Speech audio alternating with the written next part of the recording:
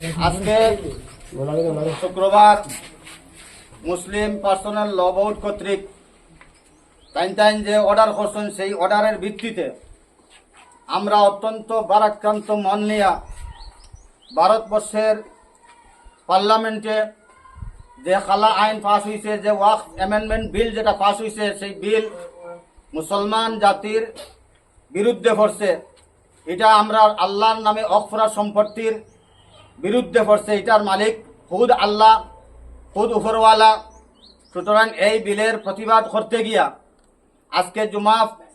আজকে আমরা কালো বেজ পরিধান করিয়া আমরা সোনারপাড় মসজিদও এটা গণতান্ত্রিক পদ্ধতিতে সেই আইনের আমরা বিরোধিতা করতেছি। সেই আইন আমরা মানি না। সেই আইন প্রত্যাহার করার জন্য আমরা সরকারের কাছে জোরালো দাবি জানাচ্ছি এবং সুপ্রিম কোর্টের কেস হয়েছে, আমরা সুপ্রিম কোর্টের কাছেও আবেদন করব যাতে এই আইনের আপনারা সুপ্রিম কোর্টের যাতে এই আইনটা বাতিল হয়।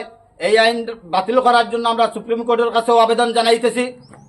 তাই আমরা সোনারপাড়বাসী আজকে কালো বেজ পরিধান করে সেই ওয়াকফ অ্যামেন্ডমেন্ট বিলের প্রতিবাদ স্বরূপ আমরা আজকে এখানে সব জড়ো হয়েছি। আমরা এই আইন মানছি না, মানব না। ওয়াকফ বিল প্রত্যাহার করতে হবে।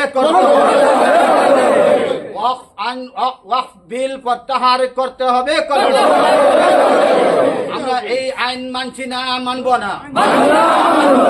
এই আইন অবিলম্বে প্রত্যাহার করতে হবে।